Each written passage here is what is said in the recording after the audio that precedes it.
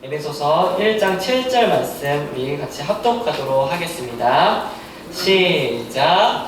우리는 그리스도 안에서 그의 은혜의 풍성함을 따라 그의 피로 말미암아 속량 곧 제사함을 받았느니라. 아멘. 지금 이 시간에는 이정환 담임 목사님 나오셔서 그리스도의 피로 말미암은 속량이라는 제목을 가지고 말씀을 증거하실 때 많은 은혜 받으시길 바라겠습니다.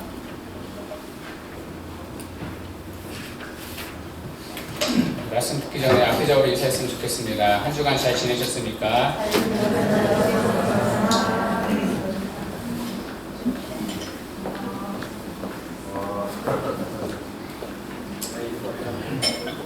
잠시 간보 말씀 한 가지 전하고 말씀 증거하도록 하겠습니다. 우리 교회가 4월 복로회 때 고신 교단에 가입할 예정입니다. 그리고 올해 기본 영수증을 받지 못하셨는데 작년에 가입을 하며 함께 받도록 하겠습니다. 교단 가입이 좀 보시는 다른 교단보다 좀 까다롭습니다. FM대로 하는 곳이라서요. 교단 가입이 순조롭게 진행될 수 있도록 성도 여러분들이 기도 많이 해주시고 한 마음으로 들어갈 때 기쁨으로 들어갔으면 좋겠습니다. 많은 기도 부탁드립니다. 말씀 증거하도록 하겠습니다. 오늘부터 다시 에베소서 강해를 시작하겠습니다. 지난 시간에 우리는 이 3절에서 6절까지를 살펴봤습니다. 기억나시나요? 너무 오래되었죠. 스카이캐슬 생각하시나요? 한마디로 성부 하나님을 향한 찬송이었습니다. 특별히 성부 하나님의 예정, 선택에 대한 내용이었죠. 하나님께서 창세 전에 구원받을 자를 선택하셨다는 것입니다. 그 선택의 목적이 무엇이었죠? 우리를 거룩하고 흠이 없는 아들로 삼기 위해서입니다. 그런데 이 일을 이루기 위해서는 한 가지 넘어야 할 장벽이 있습니다. 바로 죄라는 문제입니다. 죄로 인해 우리는 하나님과 원수가 되었기 때문입니다. 죄의 문제를 해결하지 않고서는 절대 그 누구도 하나님의 자녀가 될 수 없습니다. 그렇다면 이 죄의 문제를 해결하신 분이 누구입니까? 성자 하나님이십니다. 그래서 성부 하나님을 향한 찬송 이후에 곧바로 성자 하나님을 향한 찬송이 나오는 것입니다. 우리를 죄로부터 구원하신 성자 하나님에 대한 찬양의 고백, 이것이 7절에서 12절까지의 내용입니다. 사실 오늘 말씀은 너무나 잘 아는 말씀입니다. 본문을 읽는 것과 동시에 벌써 설교 내용이 예상되는 분들도 계실 겁니다. 여러분이 예상하는 그 내용이 맞습니다. 그러나 말씀을 듣는 가운데 새로운 내용, 새로운 감격으로 들리는 은혜가 있기를 바랍니다.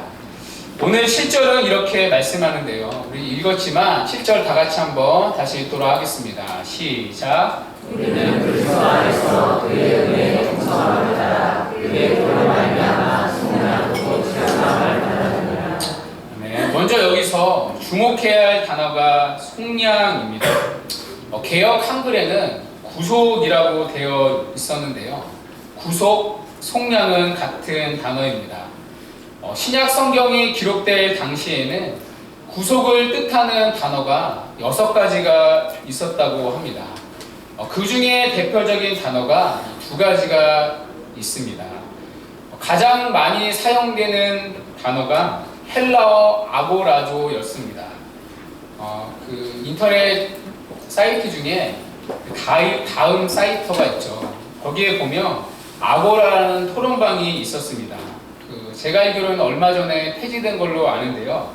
이 아고라는 헬라어로 시장, 장터라는 뜻입니다. 이 단어의 근원이 속량을 뜻하는 아고라조입니다. 시장에서 값을 주고 사다라는 뜻입니다.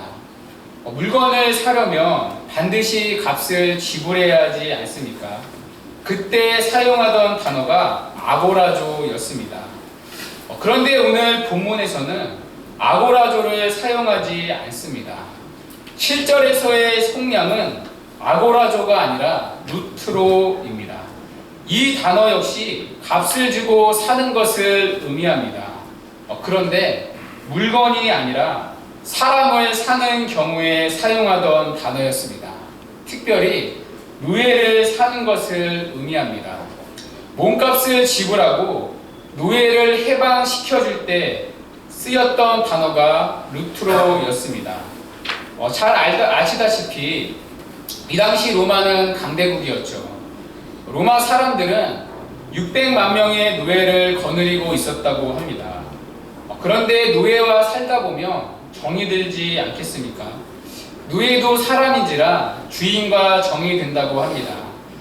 그래서 노예를 해방시켜주는 경우가 있었습니다. 그러기 위해서는 거금의 돈을 주고 이 노예를 먼저 사야 했다고 합니다. 이렇게 몸값을 주고 노예에서 해방시켜 주는 것, 이것이 루트로였습니다. 그런데 오늘 사도 바울은 그리스도로 인해 주어진 구원을 말하면서 이 루트로를 사용하고 있습니다. 그렇다면 사도 바울이 말하려는 구원에 대한 전제가 무엇입니까? 그리스도인이 구원받기 전의 상태가 노예와 같았다는 것입니다. 쉽게 말해서 죄의 노예였다는 것입니다. 여러분, 노예의 특징이 무엇입니까? 노예는 모든 생활의 결정권이 자신에게 있지 않습니다. 모든 삶의 지배권이 오직 주인에게 있었습니다. 아무런 자유가 없는 상태, 그것이 노예입니다. 그렇다면 죄의 노예란 무엇입니까? 죄에 속박되어서 죄로부터 어떠한 자유도 없는 상태입니다. 다윗은 시편 51편에서 이렇게 고백합니다. 내가 죄악 중에 출생함이었으며 모친이 죄 중에 잉태하였나이다. 모든 인간은 죄 가운데 태어난 죄의 노예라는 것입니다. 죄가 우리의 주인이 되어서 우리의 모든 지배권을 갖고 있다는 것입니다. 그래서 모든 인간에게 자유가 있지만 그 자유는 죄를 지을 수 있는 자유밖에 없습니다. 여러분, 이것이 추상적인 얘기입니까? 우리의 삶을 살짝만 들춰봐도 얼마든지 깨달을 수 있는 진리입니다. 여러분 중에 죄를 지을 때 결심하고 죄를 짓는 사람이 있습니까? 오히려 우리는 죄를 짓지 않기로 결심해도 죄를 짓는 자신을 발견합니다. 요즘 다은이가 어린이집에 가면 종종 싸우고 옵니다. 싸움닭이 되어가는 것 같아서요. 저는 다은이에게 한 번도 탐심을 가르친 적이 없습니다. 그런데 친구가 가진 장난감이 마음에 들면 거슬림 없이 빼앗으려 한다고 합니다. 문제는 장난감을 가진 친구 역시 순순히 내주지 않는다는 것입니다. 하루는 다은이가 그 친구한테 2번이나 손등을 물려왔더라고요. 뺏기지 않으려는 자와 빼앗으려는 자, 그것이 4살짜리의 하루의 일상입니다. 여러분, 누가 이 아이들에게 탐심을 가르쳤습니까? 그 누구도 가르치지 않았습니다. 그런데 한 번도 배운 적이 없는 죄를 짓는 것이 너무나 자연스러운 것입니다. 여러분, 성인이 된다고 달라집니까? 성인이 들면 철이 들어서 죄가 줄어듭니까? 고 박윤선 박사님이라고 계십니다. 한국인 최초로 성경 66권을 주석하신 분입니다. 그런데 이분은 그냥 학자가 아니셨습니다. 강의가 없는 시간이며 항상 신학교 기록을 해서 홀로 밤을 지새며 기도하셨던 분이셨습니다. 삶이 진실한 진짜 신학자, 진짜 목사님이셨습니다. 그런데 이분이 80세 생신을 맞이하셨을 때 많은 제자들 앞에서 하신 처음 말씀이 이거였습니다. 여러분, 저는 80년 묵은 잿덩어리입니다. 저는 이 말이 지금도 잊혀지지가 않습니다. 눈사람을 만들 때 눈을 뭉쳐서 바닥에 굴립니다. 그러면 바닥에 떨어진 눈들이 뭉쳐진 눈에 붙어서 계속 불어납니다. 우리 인생이 그렇다는 것입니다. 해가 지날수록 붙은 죄들이 떨어져 나가는 것이 아니라 살면 살수록 또 다른 죄들이, 또 전에 지었던 죄들이 우리에게 붙습니다. 자기 사랑의 죄, 교만의 죄, 미움의 죄, 시기 질투의 죄, 탐심의 죄, 간음의 죄, 온갖 죄들이 한 해가 지나면 또 불어납니다. 이렇게 40년을 살았으며 40년 묵은 잿덩어리가 되는 것입니다. 60년을 살았으며 60년 묵은 잿덩어리가 됩니다. 살면 살수록 잿덩어리만 커지는 것입니다. 여러분은 몇 년 묵은 잿덩어리이십니까? 이것이 거룩하신 하나님 앞에서 모든 인간의 비참한 상태입니다. 도저히 죄로부터 벗어날 수 없는 인간의 상태. 그래서 주님을 위해 살면 살수록 오히려 커진 잿덩어리로 거룩하신 하나님 앞에 설 수밖에 없는 비참한 상태. 이것이 모든 인간의 실존입니다. 토마스 보스턴은 이렇게 얘기했습니다. 만일 사람이 문제 많은 이웃을 만나며 이사를 가면 된다. 못된 종을 얻으며 계약이 만료될 때 보내면 된다. 그러나 인간이 광야로 가든 짐승이나 새들마저도 가본 적이 없는 바위섬에 장막을 치든 그의 부패한 마음은 그와 함께할 것이다. 그 부패한 본성은 그림자가 몸을 따라가듯이 그를 따라간다. 여기에 우리 모두의 비참함이 있습니다. 마치 노예가 주인의 지배 아래에 있는 것처럼 아담의 범죄에 이후 타락한 모든 인간은 죄의 지배 아래에 있습니다. 살면 살수록 거룩해지려고 발버둥 치지만 역설적으로 죄만 불어나는 잿덩어리만 커지는 것입니다. 그렇다면 여러분, 이번 한 주 여러분의 삶을 보면서 비참하고 슬픈 적이 있었습니까? 우리가 정말 슬퍼할 것은 어쩌면 내게 주어진 환경의 고달픔, 관계의 문제가 아닙니다.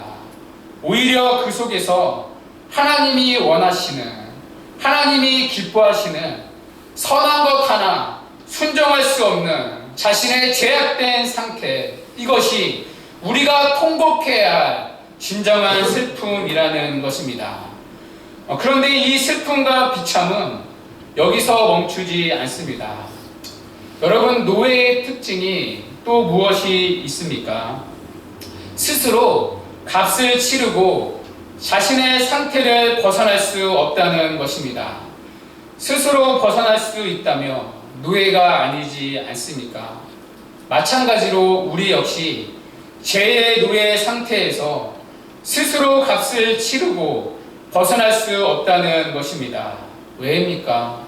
우리가 범죄한 것에 대한 값, 그 죄의 값은 영원히 끝나지 않을 하나님의 진노이기 때문입니다. 제가 북한학과를 나왔는데요. 북한에서 이웃에게 부상을 입히며 치료비를 지불하면 됩니다. 그런데 김정은한테 똑같은 부상을 입히며 어떻게 되겠습니까? 아오지 탄강 정도가 아니라 그 자리에서 사형입니다. 똑같은 죄를 지었지만 죄의 형벌이 다릅니다. 죄를 짓는 대상이 다르기 때문입니다. 죄의 형벌은 죄를 짓는 대상에 따라 달라지는 것입니다. 그런데 우리가 죄를 짓는 그 대상이 누구입니까? 하나님이십니다. 그 하나님이 어떤 분이십니까? 무한하시고 불변하시고 영원하신 하나님이십니다. 그래서 우리가 짓는 모든 죄의 형벌은 아무리 사소한 죄라도 영원한 형벌을 받아야 하는 것입니다. 어젯밤 우리가 마음속 지었던 은밀한 죄조차도 마음까지 심판하시는 하나님 앞에서는 영원한 형벌을 받을 죄라는 것입니다. 문제는 모든 인간은 유한한 존재라는 것입니다. 유한한 인간이 어떻게 영원한 하나님의 진노에 대한 값을 지불할 수 있습니까? 스스로 값을 치르고 노예 상태로부터 벗어날 수 있는 사람은 한 사람도 없다는 것입니다. 우리가 받아야 할 것은 하나님의 영원한 진노밖에 없다는 것입니다. 사도 바울은 7절의 속량을 쓸 때 루트로 이 상태를 전제한 것입니다.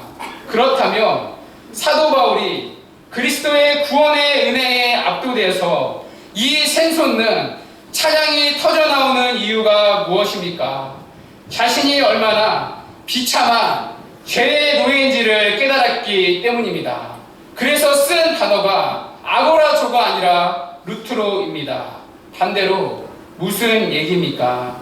그리스도의 구원에 대한 감격은 이 루트로가 깨달아지지 않는 한 절대 우리 안에서 일어나지 않는다는 것입니다.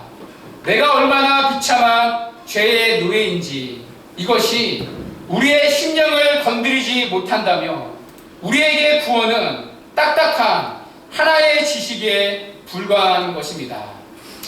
토마스 왓슨은 이렇게 말했습니다. 제가 우리에게 악하고 짐이 되지 않는 한 우리는 그리스도의 대리적 죽으심이 주는 위로가 우리에게 있다고 말할 수 없다. 만약 죄가 우리에게 짐이 되지 않고 혐오스러운 것이 되지 않는다면, 만약 우리 안에 죄에 대한 슬픔이 없다면 그리스도의 죽으심은 우리에게 아무 의미가 될 수 없다. 그리스도를 믿음으로 바라보는 것은 대개는 죄에 대한 슬픔과 함께 오거나 그 뒤에 따라온다. 우리가 빠진 죄의 상태를 알 때, 그리고 그 죄의 경중을 알 때 우리에게 주어진 이 속량이 얼마나 큰 은혜인지 깨닫게 된다는 것입니다. 그렇다면 여러분에게는 이 속량, 루트로의 고백이 있으십니까? 그렇다면 이 속량, 죄의 속박으로부터의 해방은 어떻게 우리에게 주어집니까? 본문 7절에서 이렇게 말합니다. 그리스도의 피로 말미암아. 그 값은 바로 그리스도의 피라는 것입니다. 그런데요, 여기서도 사도 바울의 표현을 주목할 필요가 있습니다. 사도 바울은 왜 굳이 꼭 집어서 피를 언급했습니까? 그리스도의 죽음이라고 해도 되지 않습니까?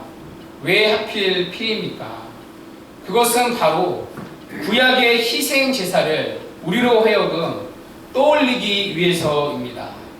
구약의 희생 제사를 드릴 때 언제나 피를 흘렸기 때문입니다. 마틴 루터는 이렇게 말했습니다. 구약을 짜보아라. 짐승의 피가 나올 것이요. 신약을 짜보아라.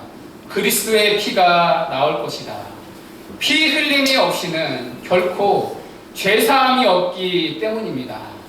그래서 구약 곳곳마다 짐승의 피가 묻어 있습니다. 그것이 제사제도 아닙니까? 하나님 앞에 나아갈 때 이스라엘 백성은 흠없는 제물을 가지고 가야 했습니다. 그 제물에 안수할 때 자신의 죄가 제물에게 넘어갑니다.